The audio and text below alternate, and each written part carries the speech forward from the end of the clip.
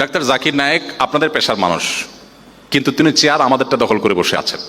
পৃথিবীতে লক্ষ লক্ষ আলেম দ্বারা ইসলাম প্রচারের সেই কাজ হয় নাই একজন চিকিৎসক জাকির নায়েক দ্বারা যে কাজ হয়েছে।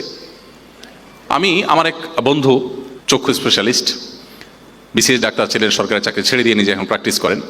তো ওই ভাই আমাকে বললেন, ভাই আমি ছাত্র ইউনিয়ন করতাম, আমার মনে হয় রাজশাহী মেডিকেল স্টুডেন্ট তিনি, বা রংপুরের, যাই হোক অনেক আগের সিনিয়র মানুষ। তো উনি বললেন যে ভাই আমি এক সময় ছাত্র ইউনিয়ন করতাম, নামাজ কালাম পড়তাম না, এবং আমি নিজেকে অনেক আধুনিক স্মার্ট মনে করতাম। আসলে ইসলাম নিয়ে আমার কিছু প্রশ্ন ছিল, এই প্রশ্নগুলোর কোনো উত্তর আমি পাচ্ছিলাম না। অনেক হুজুরদের কাছে জিজ্ঞাসা করছি, বাট আমার স্যাটিসফ্যাকশন হয়নি। তো একদিন টিভি স্ক্রল করতে করতে দেখলাম যে একটা লোক হ্যাংলা পাতলা কোট টাই পরা, আবার দেখি মাথায় টুপি, একটু পিকুলিয়ার লাগলো, অদ্ভুত দেখে আমি একটু শুনলাম, শুনতে শুনতে নাম উঠছে ডাক্তার জাকির নায়েক। দেখলাম আমার পেশার লোক, তো একটু আগ্রহী হয়ে শুনলাম। তো উনি বললেন যে একই প্রশ্নের উত্তর যেটা আমি অনেক হুজুরকে করেছি, হয়তো সাধারণ আলেমদেরকে করেছেন, সবাই সব প্রশ্নের উত্তর জানা জরুরি না। তো একই প্রশ্নের উত্তর দেখলাম ভদ্রলোক দিচ্ছেন খুব চমৎকারভাবে, অসাধারণভাবে, আমার স্যাটিসফ্যাকশন হচ্ছিল। এই যে শুরু করেছেন, আল্লাহ সেই বান্দা, আমার সেই বন্ধু, তিনি এখন আলহামদুলিল্লাহ অনেক ভালো একজন ধার্মিক, খুব রিলিজিয়াস এবং খুব প্র্যাকটিসিং একজন মুসলমান হতে পেরেছেন আলহামদুলিল্লাহ। তো একজন চিকিৎসক হয়েও দাওয়াতের ময়দানে তার অনেক কাজ করার সুযোগ হয়েছে। আপনি ডাক্তার জাকির নায়েকের মতো এত পড়াশোনা করা ছাড়াও আপনার জায়গা থেকে আপনি অনেক কাজ করতে পারেন আপনার ক্ষুদ্র প্রচেষ্টা দ্বারা। যেমন আপনার পেশেন্টকে যদি আপনি বলেন যে ভাই নবী করিম সাল্লাল্লাহু আলাইহি সাল্লামের সুন্নাহ, এটা যদি আপনার লাইফস্টাইলে আপনি মেনটেন করেন, তাহলে আপনি অনেকখানি সুস্থ থাকতে পারবেন। এরপরে তো আমাদের কোনো ভিন্ন মত করার সুযোগ নেই, রাতে তাড়াতাড়ি শোয়াটা আমাদের স্বাস্থ্যের জন্য ভালো। আপনারা কি ভিন্ন কিছু বলেন নাকি? আমরা তো জানি যে আপনারাই, অর্থাৎ ডাক্তাররাই আমাদেরকে বলছেন যে রাতে তাড়াতাড়ি ঘুমোতে হবে, অনেক গভীর রাত জেগে থাকা স্বাস্থ্যের জন্য ভালো না। তো আমার নবী সাল্লাল্লাহু আলাইহি ওয়াসাল্লাম সুন্নাত হলো তিনি এশার পরে দ্রুততার সাথে শুয়ে যেতেন, মাগরিবের পরে রাতের খানা খেয়ে ফেলতেন। এখন আপনারাই বলছেন যে ঘুমানোর অনেক আগে আমরা যদি ডিনার করে ফেলি তাহলে সেটি আমাদের ডাইজেস্টিংয়ের জন্য সহজ হয়, সেটা আমাদের স্বাস্থ্যের জন্য ভালো হয়। নবী করিম সাল্লাল্লাহু আলাইহি সাল্লাম সন্ধ্যার পর রাতের খাবার খাওয়াকে পছন্দ করতেন, এবং এশার পরে খাবার তো পরের কথা, কোনো আলাপ আলোচনা করা পছন্দ করতেন না, দ্রুততার সাথে বিছানা চলে যাওয়াটা তার পছন্দ ছিল। তিনি রাতভর ঘুমানো পছন্দ করতেন, ভোরে ঘুমানো অপছন্দ করতেন।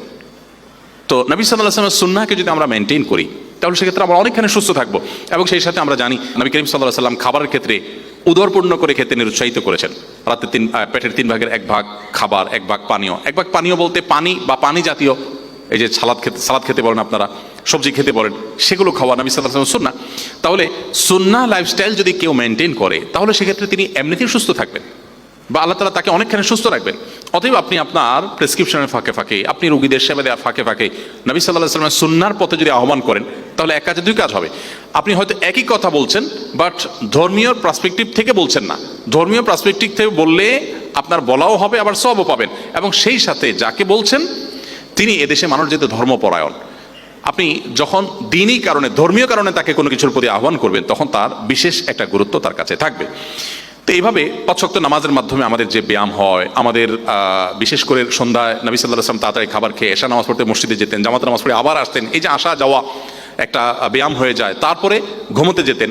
এই জিনিসগুলো যে আমাদের স্বাস্থ্যের জন্য ভালো, আমার মনে হয় সুন্নাহকে, এখানে আপনারা একই কথা বলেন হয়তো, সুন্নাহকে যদি রিলেট করে বলেন তাহলে সেক্ষেত্রে আমাদের জন্য বহুবিধ কল্যাণ হয় এবং দাওয়াতের কাজ হয়। সর্বশেষ যে পয়েন্টটি আমি বলতে চাই তা হলো মেডিকেল সায়েন্স রিলেটেড অনেক ফিক বা অনেক মাসাইল সংক্রান্ত বিষয় আছে, সেগুলো আপনাদের শিখে রাখা খুবই গুরুত্বপূর্ণ, জেনে রাখা খুবই গুরুত্বপূর্ণ। এ নিয়ে অনলাইনে বিভিন্ন রকমের কোর্স আছে, আমি যতটুকু জানি বিভিন্ন অনলাইন বিশ্ববিদ্যালয়গুলোতে বিভিন্ন শ্রেণী পেশা মানুষের জন্য নানা রকমের কোর্স আছে। যারা চিকিৎসা বিজ্ঞানের লোক, আপনি মেডিকেল স্টুডেন্ট অথবা ডাক্তার, আপনি আপনার এই সেবা দিতে গিয়ে শরিয়ার বেশ কিছু বিধিবিধান আপনার জানার প্রয়োজন হবে। যেমন একটা কমন প্রশ্ন ডাক্তারদের, সেটা হলো ঔষধ কোম্পানির কমিশন নেওয়া জায়েজ আছে কিনা। এই প্রশ্নের উত্তর অনেক ডাক্তাররা জানতে চান, অনেকে অবশ্য জানতেই চান না। জানলে আরেক ভেজাল হবে, কিয়ামতের দিন আল্লাহকে বলা যাবে আল্লাহ আমি জানি নাই। আল্লাহ বলবেন মায়ের ডাবল হবে।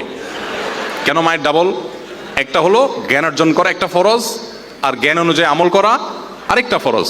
তুমি 2টা লঙ্ঘন করেছো, অতএব ডাবল মায়ের হবে। আর যে জেনেছে কিন্তু আমল করে নাই, সে একটা করেছে আরেকটা করে নাই, সো সে সিঙ্গেল মায়ের খাবে। অনেকে আছেন যে এই ক্ষেত্রে নিজেকে খুব চালাক মনে করেন, যে বাবা বেশি জানলে বিপদ, জানলাম না, তো জানলাম না দেখে বেঁচে গেলাম, ব্যাপারটা এরকম সহজ না। যাই হোক, তারপর পেশেন্ট আমরা যখন রোগী দেখব তখন রোগী দেখতে গিয়ে রোগীর সতর, তারপরে হিজাব, পর্দা, আরও অন্যান্য যে বিষয় আছে সেগুলো জানার জন্য সংশ্লিষ্ট বিষয়ের ইলম অর্জন করা কিন্তু ফরজ।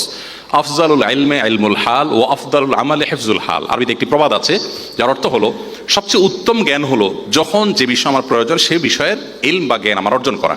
অতএব আপনি যখন মেডিকেল স্টুডেন্ট হবেন তখন আপনার এই জগতে কাজ করতে গিয়ে শরিয়ার কোন কোন প্রশ্নের উত্তর আপনার জানা দরকার সেটি জানাটা আপনার উপরে ফরজ, যেটা অন্য অনেকের জন্য ফরজ নয়। একজন ব্যবসায়ী তিনি যখন ব্যবসা করতে যাবেন তখন ব্যবসা করতে গিয়ে কোন কোন হালাল হারামের প্রশ্ন আসে সেগুলো জানা তার জন্য ফরজ। অতএব আমি আপনাদেরকে সর্বশেষ যে অনুরোধটি করতে চাই সেটা হলো যে আপনারা এই সংক্রান্ত বিষয়াংশগুলো খুব ভালো করে জেনে নেবেন এবং এ বিষয়ে অনেকগুলো কোর্স, অনেকগুলো আর্টিকেল অনলাইনে আপনি খুঁজলে পাবেন।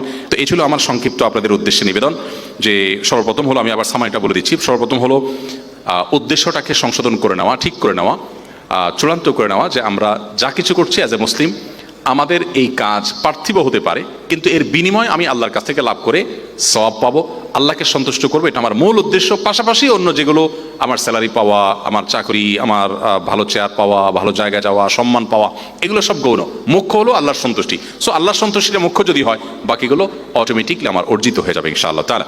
তাহলে নিয়তটাকে ঠিক করে নেওয়া, তাহলে আমার এই পুরো জাগতিক পড়াশোনাটাই ইবাদতে পরিণত হতে পারে। দ্বিতীয়ত যে পয়েন্টটি বলেছি তা হলো রোগীকে বা আপনার সেবা প্রার্থীকে সান্ত্বনা দেওয়া, অভয় দেওয়া, আল্লাহর উপরে ভরসা দেওয়া, এটি গুরুত্বপূর্ণ একটি সুন্নাহ নবী সাল্লাল্লাহু আলাইহি সাল্লামের। তাকে ভয় দেখানোর চাইতে তাকে সান্ত্বনা দেওয়াটা আপনার জন্য অনেক গুরুত্বপূর্ণ, রোগীর জন্য গুরুত্বপূর্ণ, আপনার জন্য গুরুত্বপূর্ণ। এবং এর মাধ্যমে আপনি নিয়ত যদি করেন, যে উদ্দেশ্য যদি হয় যে আমার নবী সাল্লাল্লাহু আলাইহি সাল্লাম কোনো রোগী দেখলে তাকে সান্ত্বনা দিতেন, আমি তার সুন্নাহকে অনুসরণ করছি, তাহলে আপনি একটি ইবাদত করে ফেললেন।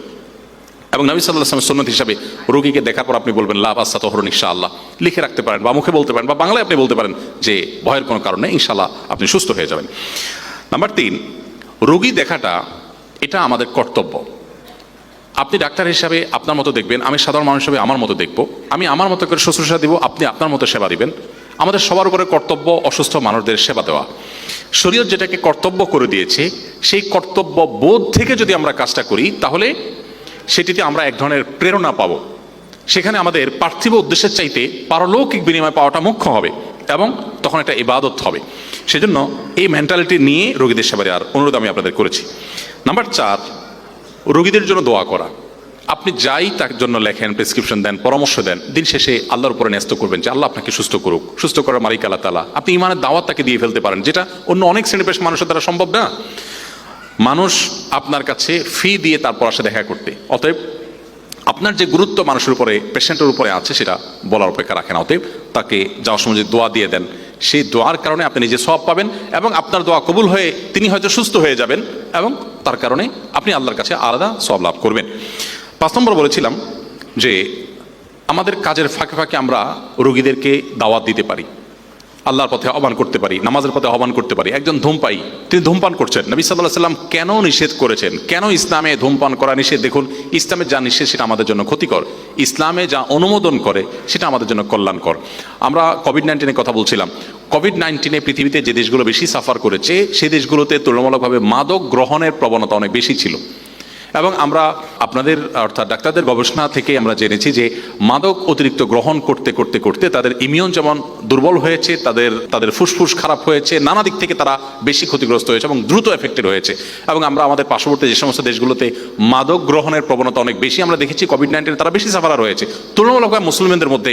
এটাও একটা দিক যে মুসলমানরা, সব মুসলমানরাই তুলনামূলকভাবে অন্য যে কোনো ধর্মের মানুষের চেয়ে মাদক তারা কম গ্রহণ করে। মুসলমানদের মধ্যে পাপিষ্ট খারাপ মানুষ মাদক গ্রহণের প্রবণতা খুবই কম, বেশিরভাগ মানুষ মাদক গ্রহণ করে না। তো এর সুফল আমরা পাচ্ছি। তাহলে আল্লাহ তাআলা যেটাকে হারাম করেছেন, আপনি ধর্মীয় পার্সপেক্টিভ থেকে যদি বলেন তাহলে সাধারণ মানুষের একে ডাবল গুরুত্ব দেবে যে ডাক্তার সাহেব বলেছেন, আবার আমার ধর্মেও নিষেধ আছে, দুইটা গুরুত্ব সে পাবে। এই জন্য আপনার কথার ফাঁকে ফাঁকে আপনি দাওয়াত দিয়ে ফেলতে পারেন।